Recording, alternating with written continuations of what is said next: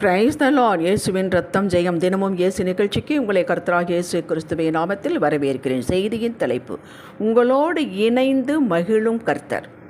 ஆதார வசனம் நீதிமொழிகள் 23 அதிகாரம் 15-16 வசனங்கள். என் மகனே, உன் இருதயம் ஞானமுள்ளதாயிருந்தால் என்னிலே என் இருதயம் மகிழும். உன் உதடுகள் செம்மையானவைகளை பேசினால் என் உள்ளந்திரியங்கள் மகிழும். தேவஜனங்களே, சில குழந்தைகளுக்கு 10 ரூபாயை கொடுத்து பாருங்கள், அதுக்கு அத்தனை சந்தோஷம், மகிழ்ச்சி. வேறு சில குழந்தைகளுக்கு, அதே வயதில் குழந்தைகளுக்கு 100 ரூபாய் கையில் கொடுங்கள், முகத்தில் எந்த ஒரு சந்தோஷம், ரியாக்ஷன் இருக்காது. இந்த 100 ரூபாய் வச்சுட்டு என்ன செய்கிறதா என்று தங்களது திருப்தி இல்லாத தன்மையை தங்களது பாடி லாங்குவேஜில் காட்டுவார்கள், பேச்சிலே காட்டுவார்கள். இதை நாம் பார்த்திருக்கிறோம். ஏன் நாம் கூட இப்படி செய்திருக்கிறோம். எவ்வளவு கொடுத்தாலும், எத்தனை நன்மைகள் செய்தாலும், எவ்வளவு ஆண்டவர் நம்மளை பாதுகாத்தாரும் ஒரு சிலரை திருப்திப்படுத்தவே முடியாது. இவர் மகிழவும் மாட்டார்கள். எப்போது ஒரு சோகம், எதிர்மறையான பேச்சு, மகிழ்ந்திருப்பது தவறு, அது பாவம் என்பது போல இருப்பார்கள். உம்மென்றே இருப்பார்கள். வாழ்வின் ஓட்டத்தில், அனுபவத்தில் பாருங்கள், அல்லது இனி பார்ப்பீர்கள். இவர்கள் எப்போதுமே இப்படித்தான் இருப்பார்கள். இவர்கள் வாழ்வில் பெரிய முன்னேற்றம், குதூகலம், சந்தோஷம், சமாதானம் இருக்காது.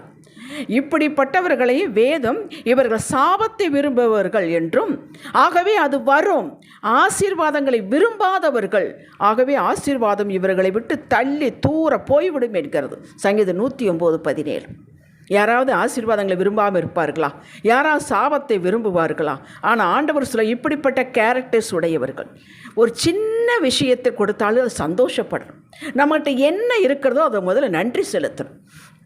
எதை கொடுத்தாலும் திருப்தியாகாமல் இருப்பவர்கள் இவர்கள் தான் சாபத்தை விரும்புகிறவர்கள், ஆசீர்வாதத்தை விரும்பாதவர்கள்.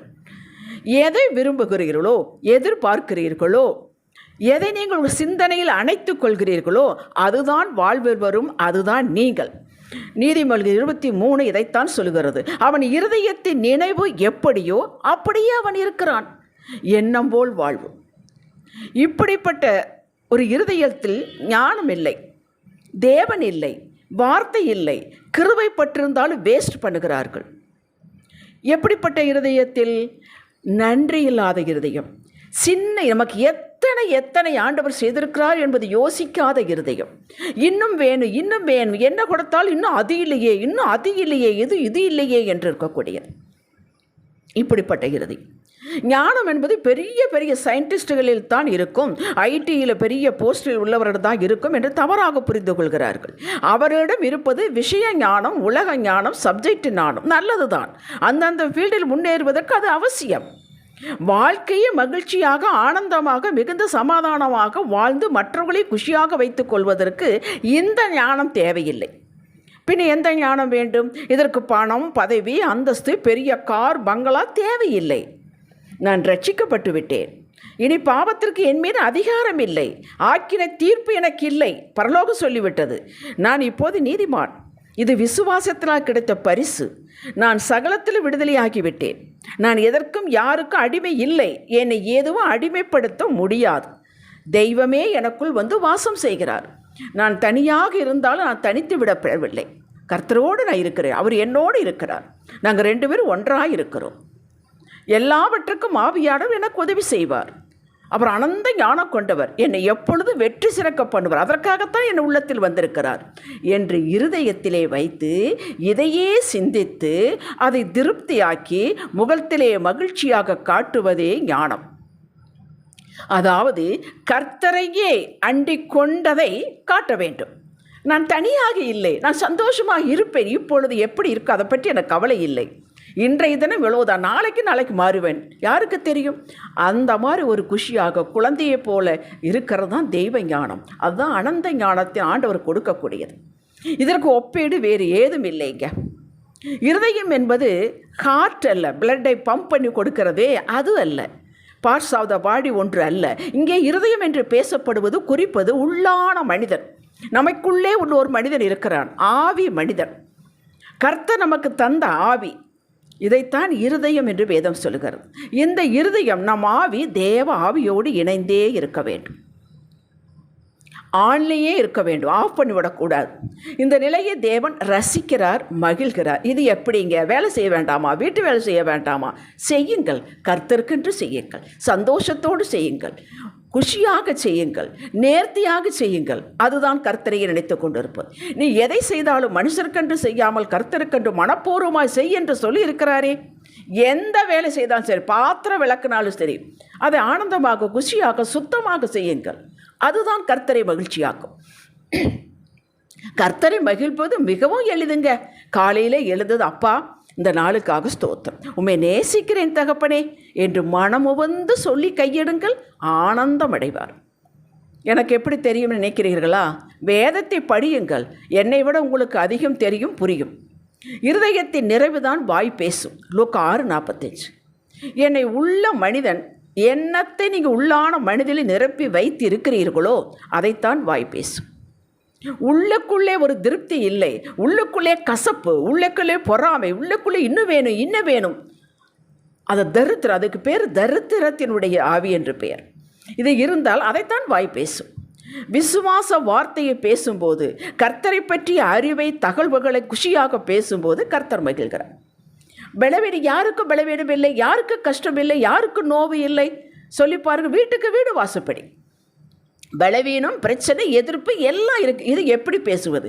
இதை எப்படி கண்ணோட்டமாக பேசுவது என்றால், நாம் இந்த பலவீனம் இருக்கத்தான் செய்கிறது. ஆனால் பலவீனத்தை பெருசு பண்ணி அதை மகிமைப்படுத்தக்கூடாது. இருக்குது இந்த பலவீனம், அதை கர்த்தர் செய்வார். நான் ஜெபித்து கொண்டிருக்கிறேன், நிச்சயம் விடுதலையாகும். ஏன் செய்ய மாட்டோம்? என் மேலே ஒரு கோபம் இல்லையே. பிரச்சனை இருக்குது, அதெல்லாம் மாறி போய்விடும், இதெல்லாம் வரும் போகும். இது நிரந்தரம் இல்லை. எங்கள் அப்பா நிரந்தரம், அவருடைய அன்பு நிரந்தரம், அவருடைய வல்லமை நிரந்தரம். இதை சொல்லுங்கள். நான் நிரந்தரம், இங்கேயும் வாழ்வேன், நித்தியத்திலும் வாழ்வேன் சொல்லுங்கள். அது கர்த்தர் மகிழ்கிறார். அப்போவே உங்களுக்கு பிரச்சனை தீரும். இதைத்தான் ஆபகூக்கு தீர்க்கதரிசி சொன்னார். ஆபகூக்கு 3ஆம் அதிகாரம் நேரம் எடுத்து வாசித்து பாருங்கள். 17, 18, 19 வசனங்கள். எது இருந்தால் என்ன, இல்லாவிட்டால் என்ன, விளைந்தால் என்ன, விளையாட்டு என்ன, ஆட்டு மந்தையில் இருந்தால் என்ன, மாடு இருந்தால் என்ன, இல்லாட்டி என்ன, திராட்சை பழம் வராட்டி என்ன, ஒளிவ மரம் கொடுக்க எதுவும் இல்லாட்டி எனக்கு பரவாயில்லை. எதுவுமே இல்லாமல் போனாலும் நான் கர்த்தருக்குள் மகிழ்ச்சியாக இருப்பேன். இந்த கர்த்தருக்குள் மகிழ்ச்சியாக இருப்பதற்கு எதுவும் அவசியம் இல்லைங்க. அதற்காக நமக்கு எதுவுமே தேவையில்லை என்பதில்லை. உனக்கு என்ன தேவை என்பதை அறிந்திருக்கிறேன் என்று சொன்ன தகப்பன் அல்லவா. என் ரட்சிப்பின் தேவனுக்குள் களி கூறுவேன். சந்தோஷமாயிருங்க. அவர் உங்களுக்குள் இருக்கிறார். உங்களை பட்டினி போட மாட்டார். உங்களை மற்றவங்க கையில் ஒப்பு கொடுக்க மாட்டார். மற்றவர்கள் கையேந்த விட மாட்டார். அவர் உங்களுக்குள் இருக்கும்போது உங்கள் கை கொடுக்கும் கையாகத்தான் இருக்கும், வாங்கும் கையாக அவர் விடமாட்டார். கர்த்தர் என் பெலன் என்று சொன்னான் ஆபகூக். ரிசோர்ஸ் நம்மை விட்டு விலகுவதே இல்லை, கைவிடுவதும் இல்லை. பின்ன எதற்கு கவலைப்பட வேண்டும்?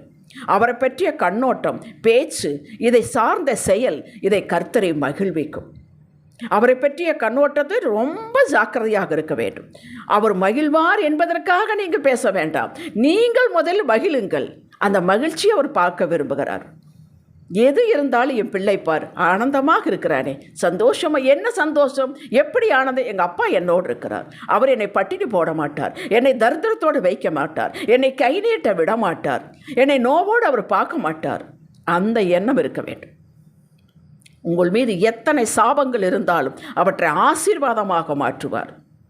யோபுவின் மேல் கர்த்தர் பிரியம் கொண்டார். அவனது அறிக்கையை மகிழ்ந்தார்.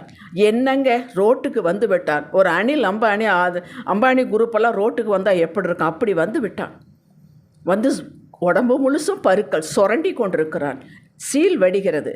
அப்போ சொல்கிறானுங்க, என் கர்த்தர் உயிரோடு இருக்கிறார், நான் காண்பேன், எனக்கென்று குறித்து அவர் நிறைவேற்றுவார், என் நியாயாதிபதியத்தில் நான் இறக்க வேண்டி கெஞ்சுவேன். என்ன ஸ்டேட்மெண்ட்! அதை பாசிச்சு பாருங்கள். அவ்வளவு அன்பு கூர்ந்தார். ரெட்டத்தனையார் ஆசீர்வதிக்கவில்லையா? அவர் ரெட்டத்தனையா ஆசீர்வதிப்பார் என்றா சொன்னான் அவன்? இல்லை, உள்ளத்திலேயே அவனுக்குள் இருப்பதை வெளியே வெளிப்படுத்தினான். யோபு நண்பர்களை பார்த்து கர்த்தர் சொன்னார், என் தாசனாகிய யோபு பேசினது போல் நீங்கள் என்னை குறித்து நிதானமாய் பேசவில்லை. அவனுக்கு 3 பேரும் சொன்னதெல்லாம் கரெக்டு தான், சத்தியம்தான். ஆனால் எப்போ சொல்லணும்? வெந்து கிடக்கிறண்டு மேலே வேல் பாய்ச்சின மாதிரி அவனே நொந்து நூலாக போய் கிடக்கிறான். அவங்ககிட்ட போய் எல்லாம் நீ அப்படி பண்ணியிருப்பேன், இப்படி பண்ணியிருப்பேன், கர்த்தர் அப்படி செய்வார், கர்த்தர் இப்படி செய்வார். அழுகிற கூட அழ வேண்டும், சிரிக்கிறவர்களுடைய சிரிக்க வேண்டும். அழுது நொந்து ஒரு வேதனையில் இருக்கிறவர்கிட்ட போய் சத்தியம் பேசி கொண்டிருக்கக்கூடாது. அமைதியாக இருங்கள். தட்டி கொடுங்கள், நான் இருக்கிறேன் என்று சொல்லுங்கள், சின்ன சின்ன உதவி செய்யுங்கள். அது போதும், அது போதும். உங்கள் சிந்தையை வாசிக்கிறவர், உங்களது வாயின் அறிக்கையை கவனிக்கிறார். நீங்கள் அவருக்கு பயந்து தீமையை விட்டு விலகுவதை கவனிக்கிறார். ஐயோ, எங்கள் அப்பாவுக்கு இது பிடிக்காது, அடுத்தவங்களை பற்றி பேசினா பிடிக்காது, நான் போகிறேன் அப்படி மனசுலேயே வச்சுட்டு ஓடி வந்தேன். உங்களுக்கு சிறிது பலன் இருந்தும் அவரை மறுதலிக்காமல் அவரை தேடுவதில் கருத்தாயிருப்பதை கவனிக்கிறார். உங்களிடம் ஏதுமே இல்லை, உங்களுக்கு எதுவும் நல்லது நடக்கவில்லை, ஆகிலும் ஏனோ தெரியவில்லை, கர்த்தர் செய்வார். எங்கள் அப்பா என்னை விட்டுவிட மாட்டார், அதற்காகவா எங்கள் அப்பா கல்வாரியில் மரித்தார், என்னை இப்படி பார்க்கவா என்று சொல்லி பாருங்கள். மனதில் அதை அனுபவித்து சொல்ல வேண்டும். சோம்பேறித்தனம் இல்லாத உழைப்பை கவனிக்கிறார். உங்களை உயர்த்தி உயர்த்தி உங்கள் வார்த்தையின் படியை ஆசீர்வதித்து உங்களை எப்போது மகிழ்ச்சியாக வைத்திருக்க அவர் விரும்புகிறார். யோவான் 10:10. இதற்குத்தான் வேதத்தில் சந்தோஷமாயிருங்கள், மீண்டும் சொல்லுகிறேன் சந்தோஷமாயிருங்கள் என்று சொன்னார். நீங்கள் வேதத்தில் அதிகமான திரும்ப திரும்ப வரக்கூடிய வார்த்தைகள், பயப்படாதே, கவலைப்படாதே, சந்தோஷமாயிரு. அது யார் சொன்னது? பக்கத்து வீட்டுக்காரங்களா? ஃப்ரெண்டா? கிடையாது. வானத்தையும் பூமியும் படைத்தவர் அவர் சொல்வார் என்றால் அது நம்மளை குஷிப்படுத்தத்தானே சொல்கிறார். பாரத்தையெல்லாம் அவரிடம் சாட்டி விடுங்கள், அவர் எல்லாவற்றையும் பார்த்து கொள்வார். 1-2 நீங்கள் வைத்துக் கொள்ளாதீர்கள், எதையும் வேண்டாம், எல்லாம் அவரிடம் உருட்டி விடுங்கள். நான் எப்போதும் மகிழ்ச்சியாகவே இருப்பேன், இப்படி மகிழ்ந்திருப்பது எங்கள் அப்பாவுக்கு பிடிக்கும் என்று சொல்லி வாழுங்கள். நீங்கள் வாழ பிறந்தவர்கள், நீங்கள் ஜெயிக்க பிறந்தவர்கள். சோகமாக இருக்காதீர்கள். இந்த சோகமாக இருப்பவர்கள், எதிர்மறையாக பேசுபவர்களோடு உங்களுக்கு நட்பு வேண்டாம். வேலை கிடைக்காது, இனியெல்லாம் வீடு கட்ட முடியாது, இனியெல்லாம் பிள்ளைகளுக்கு கல்யாணம் பண்ண முடியாது, இனி உலகம் மோசம் இருக்கட்டுமே, அதன் மத்தியிலும் கர்த்தர் நம்மளை வாழ வைப்பார். இப்படி பேசுபவர்களோடு நீங்கள் சேராதீர்கள், அந்த வியாதி உங்களை தொத்திக் கொள்ளும். ஜெபிக்கலாம். தகப்பனே, நீர் என்னோடு இருக்கிறேன், உமது பலத்தால் ஒரு மதிலை தாண்டுவேன், ஒரு சேனைக்குள் பாய்ந்து போவேன்.